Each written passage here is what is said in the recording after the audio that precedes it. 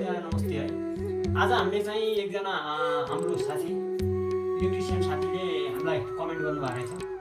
Sir यो हामीले पङ्खाको junction अनि हामीले बल्बहरू राख्दाखेरि कसरी राख्ने भनेर भन्नुभएको रहेछ। खासमा मेन हाम्रो मैले लगभग 500 वटा घरहरूमा पिओपी गर्दाखेरि सबभन्दा मैले भेटेको समस्या सबभन्दा ग्राहकलाई नरुचेको हामीले बनाएको डिजाइनहरूमा ठ्याक्क उसमा नपरिदिने भइदिने यस्तो समस्याहरू इलेक्ट्रिसियन साथीहरूको धेरै समस्या देखियो। त्यसको लागि उहाँ साथीले कमेन्ट गर्नुभएको रहेछ कि हामीले कसरी राख्दाखेरि ठ्याक्क हाम्रो तपाईँको नापमा पर्छ भनेर सोध्नुभएको रहेछ। अब त्यसको लागि चाहिँ हामीले हाम्रो अनुभव हामीले भनिरहेछौँ होइन।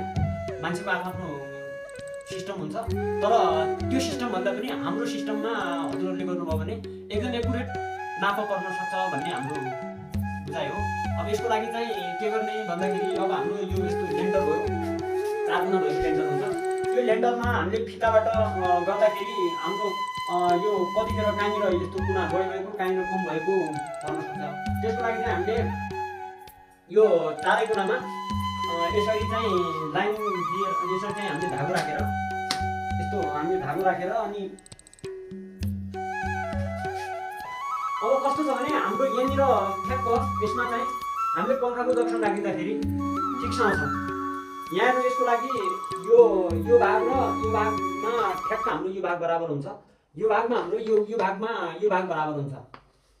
अब वर्गाकार कोठामा त हाम्रो यो 4वटै भाग मिल्छ, तर एक साइड हाम्रो 12 फिट छ, एक साइड चाहिँ हाम्रो 10 फिट कोठाहरू हुन्छ भने त्यस्तोमा चाहिँ एकातिर लामो एकातिर चाहिँ अलि साँग्रो हुन्छ।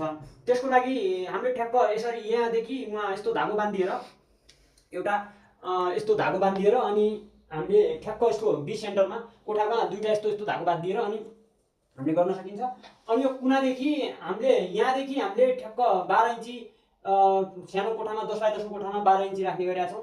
अनि ठुलो कोठामा चाहिँ हामीले 12 बाई 12 को कोठामा चाहिँ हामीले 18 इन्ची राख्ने गर्छौँ। त्यसको लागि चाहिँ हामीले यहाँ यो बल्ब राख्दाखेरि साथीहरूले 20 देखि 18 इन्चीदेखि माथि राखिदियो भने या त 18 इन्चीदेखि माथि राखिदिनु पर्यो जक्सन राख्दाखेरि।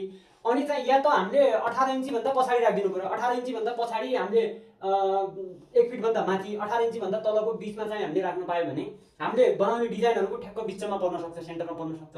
हामीले खासमा नापेर वाल नापेर हामीले के अरे डिजाइन बनाउँछौँ। त्यसको लागि चाहिँ या त हामीले 1 फिटभन्दा माथि 18 इन्चीभन्दा तल राखिदिनु पर्यो या त हामीले 12 इन्चीभन्दा तलै राखिदिनु पर्यो। ठ्याक्क फेरि हाम्रो डिजाइनको कम्युनिकेसन ठ्याक्कै मिल्छ। त्यसको लागि चाहिँ उहाँ कमेन्ट गर्ने साथीलाई चाहिँ हृदयदेखि धन्यवाद दिन चाहन्छु। त्यहीको लागि चाहिँ यस्तो लाइनिङ गराएर अनि गऱ्यो भने हुन्छ। अब खासमा इलेक्ट्रिसियन साथीले मैले देखेको चाहिँ इलेक्ट्रिसियन साथीले अब यहाँबाट नाप्ने अनि यहाँबाट